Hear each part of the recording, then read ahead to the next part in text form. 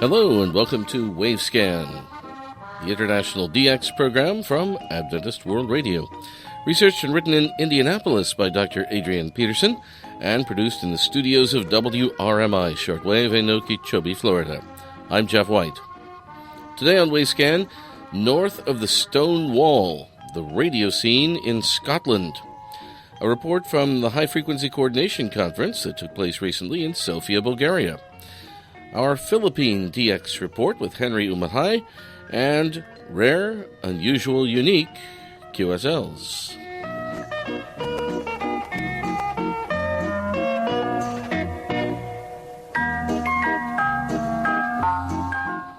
In the middle of September, Scotland held a referendum to determine its future, and the two-way choice was either to remain with England as an integral part of the United Kingdom or to become independent as a separate country.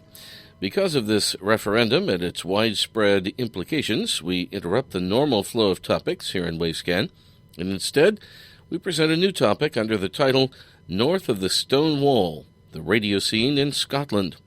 However, as we are now aware, the referendum revealed by a wider margin than expected that Scotland will remain an integral part of the United Kingdom. Ray Robinson takes up our story. Thanks, Jeff. The best-known stone wall in the world is the Great Wall of China, which astronauts tell us is visible from outer space. This Great Wall in Asia was constructed in an attempt to prevent invasions into China proper from tribal territories to the north. However, a lesser-known, though surely an equally important wall as far as the ancient peoples were concerned, is Hadrian's Wall, which is located in the far north of England. This wall was constructed in an attempt to prevent incursions from clan peoples living to the north. Hadrian's Wall is located entirely in England, just south of the border with Scotland, and it stretches across England from coast to coast, a distance of 73 miles. On the west end, the wall is less than a mile from the border with Scotland, though on the east end it is nearly 70 miles from the border. Hadrian's Wall was named in honour of the Roman Emperor Hadrian, who visited England at the time of its construction, which took 6 years and was completed in the year 122 AD. The wall was manned by nearly 10,000 personnel, made up of both Roman occupation forces as well as local British peoples. The encyclopedia informs us that the territory of Scotland covers the northern third of the island of Great Britain, as well as nearly 800 islands. It shares a common border with England that is just 60 miles across, and Scotland is otherwise surrounded by two pounding bodies of water, the Atlantic Ocean and the North Sea. The largest city is Glasgow, with a population today of more than 500,000, and the capital is Edinburgh, with a little less than 500,000. The total population of the whole country stands at around 5.25 million. Scottish history is rich and long, and it goes way back to the earliest known human settlements. Their written history began with the invasions of the Roman legions in England around the year 80 AD. In those days, Scotland was known as Caledonia. In subsequent eras, Scotland was ruled by a succession of regional and national monarchs until unity with England began under the Treaty of Perpetual Peace in 1502. Interestingly, Scotland recognises 3 languages: English, Scots and Gaelic. The standard English is equivalent to British English.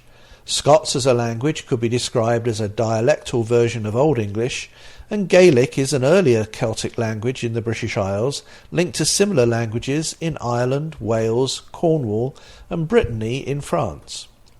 The British pound is the recognised currency in Scotland, though 3 different banks in Scotland also issue Scottish currency at the same value. The world's most popular outdoor sport, golf, was developed in Scotland. It was a variation of a similar game called Paganica that was played by Roman soldiers on duty over there 2,000 years ago. In the original Paganica, the players used a curved stick to hit a leather ball stuffed with feathers or wool. On May 6, 1905, the Argyllshire Herald newspaper carried a report that negotiations were underway for the lease of a field on which a wireless station would be built. A total of 6 acres at Useed Point, Machrihanish Bay, was procured from Captain McNeill, sufficient land for a wireless station with its associated buildings for transmission equipment, a power generator, personnel accommodation, and of course the tall transmitting tower as well. This wireless station was located on a narrow peninsula on the west coast of Scotland, some 60 miles southwest of Glasgow. The Machrihanish Wireless Station was constructed for Canadian-born Professor Reginald Fessenden of the National Electric Signalling Company, and it was intended for mutual communication with a similar station at Brant Rock in coastal Massachusetts in the United States. The wireless mast reached 450 feet high. It incorporated an internal ladder for full-length access. It stood on an insulated base, and guy wires held it in position. In December 1905, the Campbelltown Courier newspaper carried a report that work on the station was completed, and in January, transatlantic communication began in Morse code between Machrihanish, call sign LK, and Brant Rock, call sign BO. Spasmodic communication was achieved, sometimes at a surprisingly good level, throughout the following year. Interestingly, the chief operator at the station in Scotland, Mr. Armour, reported in a letter to a scientist that he heard voice transmissions from Brant Rock at 4 a.m. one morning in November. However, on December 5th of that same year, 1906, a stormy gale hit the coast and felled the wireless mast. Though no one was hurt, the station was never re-established. The equipment was sold off and the staff dispersed. But that's not the end of the wireless scene in Scotland. Instead, it was just the beginning. During that same year, 1906, the Marconi Company was awarded a contract for the installation of 2 wireless stations in Scotland, one at Tobermory and another at Loch Boisdale. The Tobermory station was installed on the island of Mull, just off the west coast of the Scottish mainland, and it was on the air under the call sign GCA. The Loch Boisdale station was installed on a small island at the very north of Scotland, just off the west coast, and it was on the air under the call sign GCB. In the era after the end of World War I, the directory lists show a dozen or more wireless stations on the air both on the mainland and on the island territories of Scotland. These stations were in communication service with 3 different organisations: the Royal Navy, the Royal Air Force, and the British General Post Office. For example, the Navy operated station BYD at Aberdeen. The Air Force operated station GFK at Donnybristle, and the General Post Office operated station GSW at Stonehaven. Well, that's as far as we go in the Scotland story for today. In our programming in a few weeks' time, we're planning to complete the story north of the Stone Wall. Thank you, Ray Robinson of KVOH.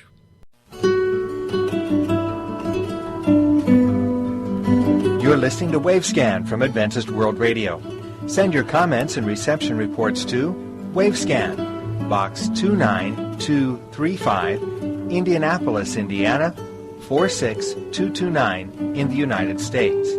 That's Wavescan, Box 29235, Indianapolis, Indiana, 46229 in the USA. Or you can email us at wavescan@awr.org. Our email once again, wavescan@awr.org.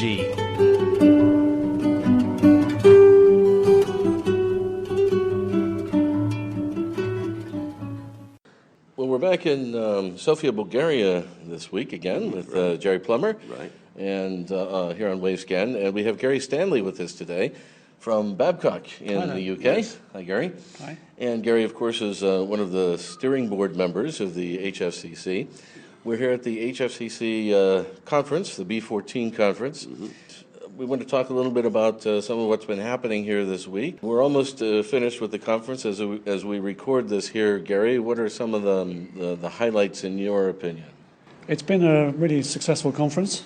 We've had a lot of attendance from people from around the world. Mm-hmm. We've also got a lot of attendance from Oman because they're hosting the next conference. That's right. And they gave a very interesting presentation about all the plans they have for the next conference. That's right. Mm-hmm. That's right. And I think we're going to get a film this afternoon, aren't we, of life in Oman, etc. Mm-hmm. But it's been very successful as far as Babcock's concerned. We've solved a lot of collisions, and that's in good cooperation. And you have a relatively small team here this time compared to some past years. We have, yes, and that's really due to the success of coordination. Over the years, we've managed to tidy up a lot of long-standing collisions, particularly with the Chinese. And you have spent a lot of time working with the Chinese over the years and developed a good relationship with them. We certainly have, and I've made it my goal to get to know them, work with them, understand the way where they're coming from. You've been successful with it too. We have, and that's another reason why we haven't got so much work to do with them. You know, we've had one collision to solve here. Wow, that's amazing. Because we've done so well in the past. Yes. And there's times it was not like that. Absolutely, yes, yes, yes. Now, for those who are not familiar with Babcock, why don't you give us a little bit of background? Yeah, Babcock has sort of taken over the broadcasting which the BBC, in fact, originally did. The BBC decided to privatise their transmission network. Right. It became a management buyout. A company called Merlin took over. Yes. And then Merlin subsequently got bought by VT. VT, yes. And then subsequently Babcock took over VT. I remember. You remember all three of those? I do. Babcock is a multinational, is a huge company, does all sorts of things. But based in the UK. Based in the UK. I see. 26,000 employees worldwide. Wow. I didn't realize it was that big. Yeah. So do you own those former BBC sites, or do you manage them? The site in the UK is owned by Babcock, but the other ones are managed and operated Oh, I see. by us. Yeah, they're still Right. owned by the BBC. Okay. I see. And how many sites are we talking about? So we're talking about 6 overseas sites, plus the one in the Go UK. with one in the UK too. And do you know off the top of your head what they all are, the 6? So we've got Asila in Oman, Right. Kranji in Singapore. Okay. We've got Ascension Island. In the middle of the Atlantic. That's Right. right. Yeah, and we've got. Got to think now. We also use Dubai in the Emirates. I see. Obviously, Wooferton in the UK. Oh yeah. Well, that's spread around pretty good. Yeah. So you can offer airtime to anyone who wants to get to almost any part of the world. Absolutely. Yes, Yeah, that's yes. something which because we have such a good spread of sites, we can normally do a one-hop service anywhere. That makes it a little bit easier to market selling because you can hit just about anywhere that's needed to be aimed at with powerful transmitters. That's right. Yes. That's right. Yeah. And I think Babcock is the largest shortwave airtime broker in the world now, probably. I would think so. I believe we are. Yes.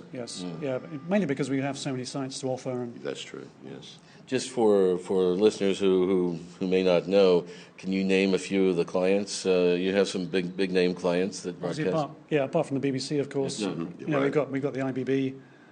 We've got which is the U.S. Voice of America and so on. yes, NHK Japan, Yeah. KBS Korea.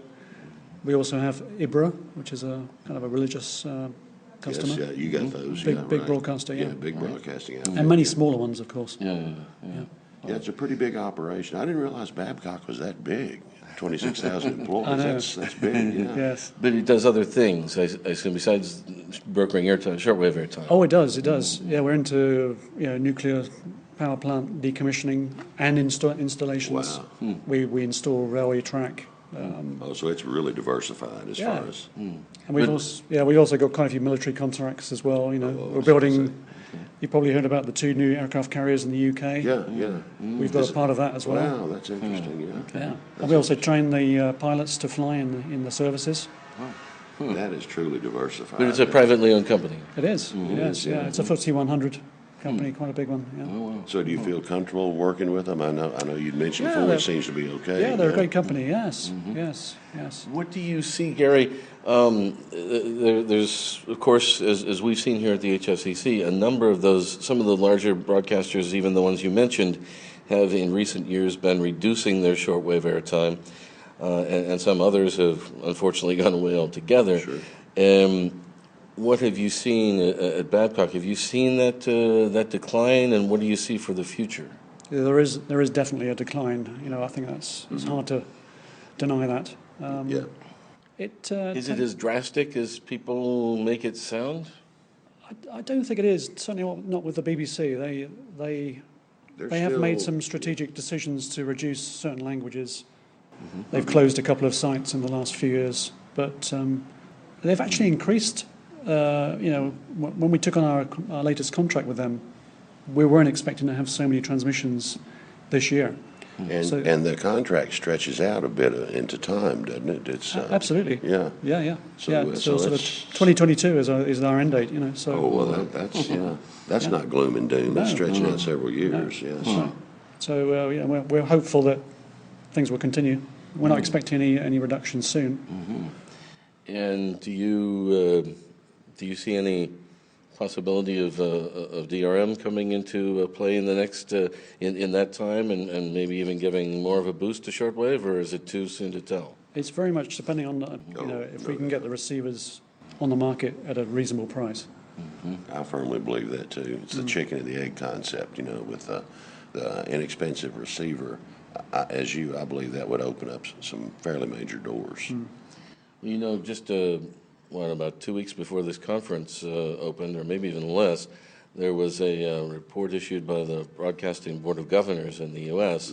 That was pretty dismissive of, I don't know if that's the right word, but negative about shortwave, and at least from the U.S. perspective, the IBB's broadcasting services, and that hasn't, of course, been on the conference agenda here in Sofia. Right. But I've heard a lot of talk about it in the hallways, and it's what kind of reaction have you guys heard, if any? Have you heard anything along those lines?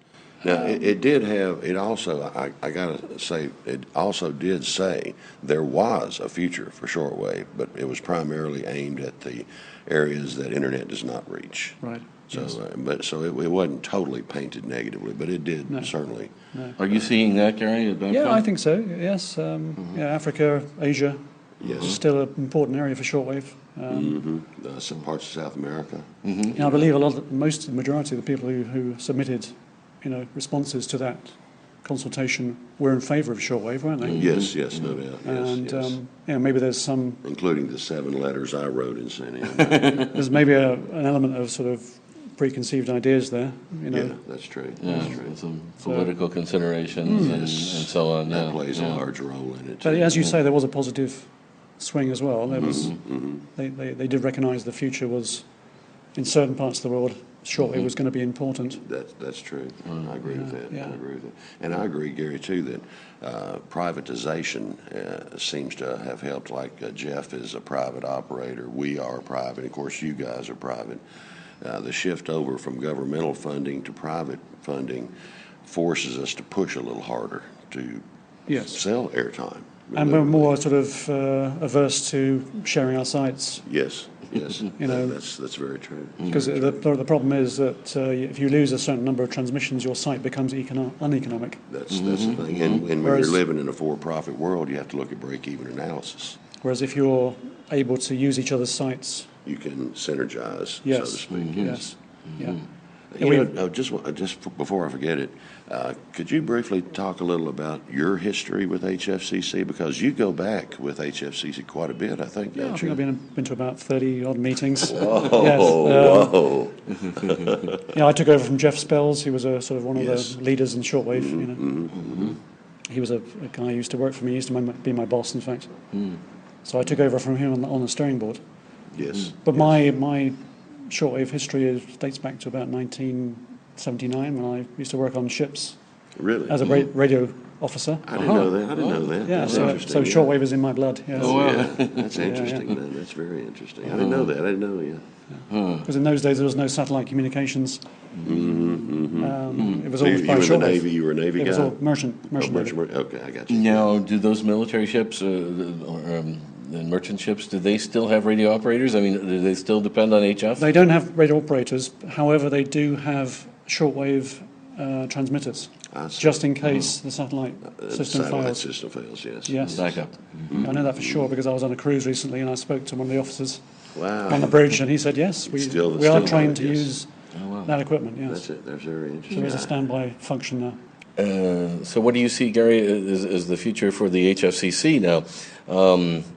Will it continue to have regular meetings twice a year, do you think? Coordination, is shortwave coordination going to continue to be important in this way, personally, on site over the next decade, say? I think so, yes. I think face-to-face coordination is so important. Yes.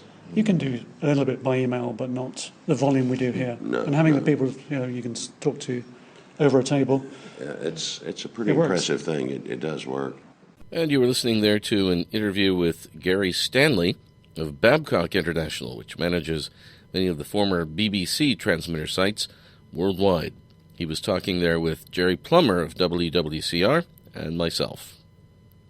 Now let's go to Henry Omatay in the Philippines with his DX report for this month.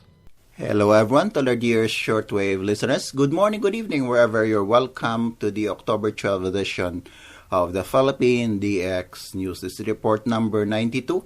I'm Henry Omatay in Bacolod City, Negros, Occidental Central, Philippines. Glad to be back and thank you for listening. Reception lags for September 2014. September 1, IRB on 17820 in Malay at 1120 SIO 343.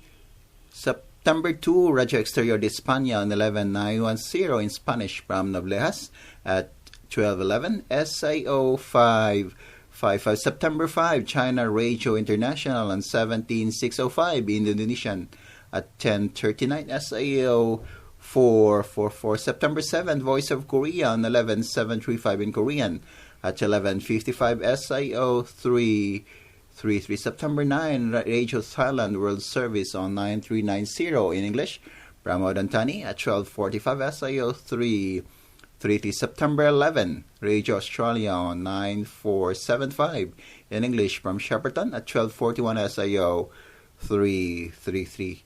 September 15, Adventist World Radio on 15320 in English from Guam at 2244 SIO 444. September 16, All Asia Radio on 13710 in English from Bangalore at 1409 SIO 444. September 19, Voice of Vietnam on 12020 in English at 1147 SIO 333. September 21, Radio Japan on 9625 Indonesian at 1154 from Yamata SIO 444. September 21, Radio Veritas Asia on 15355 in Filipino from Palawig at 2300 SIO 333. September 28, All Asia Radio on 13795 in Hindi from Bangalore at 2707 SIO 333. September 28, THWH Palau World Harvest Radio on 9930 in English at 0900 SIO 433. And September 28, Radio New Zealand International on 9700 in English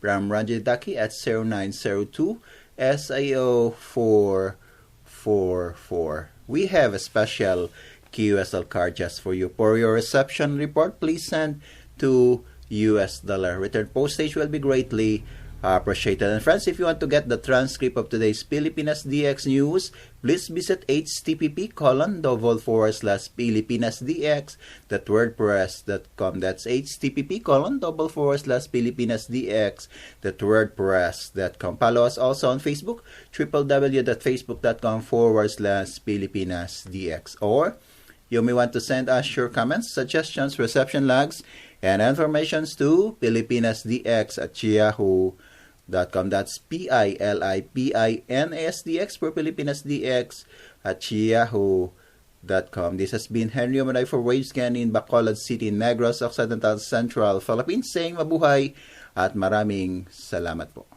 Thank you, Henry. Mr. Patrick Hector of Woodland Hills in California gives us the details of another QSL card that he considers is quite unique. His radio receiver, a realistic DX150, was tuned to the frequency 8694 kilohertz. That was on January 9th of 1969, and he heard a continuous loop tape in Morse code. He recorded this Morse code transmission and then slowly transcribed the Morse code, letter by letter, into readable English. He discovered that he was listening to station PJC at Willemstad on the island of Curacao in the Caribbean. The QSL card in yellow shows an outline map of the island of Curacao, and it gives the power of the transmitter as 1 kilowatt. Mr. Patrick Hector in Woodland Hills, California, describes this QSL card from the maritime station PJC as his first in Morse code. He listens to the DX program Wavescan, which is broadcast over station KVOH in Simi Valley, California. And finally, recently here on Wavescan, we told you that Radio Exterior de España would be ending its shortwave broadcasts very soon. Now we have confirmation of the date from Manuel Mendez in Spain, who sends an item in Spanish from the REE website. It says that Radio Exterior's shortwave transmissions will end on October 15th at midnight Spanish time. While Spanish radio and television claims that Radio Exterior will continue with better reception quality via satellite and internet, many listeners, unions, and other organizations are protesting the closure of REE's shortwave service, saying that millions of listeners will not have access to the station's programming via internet and satellite, particularly in areas such as Africa, Cuba, and other parts of Latin America.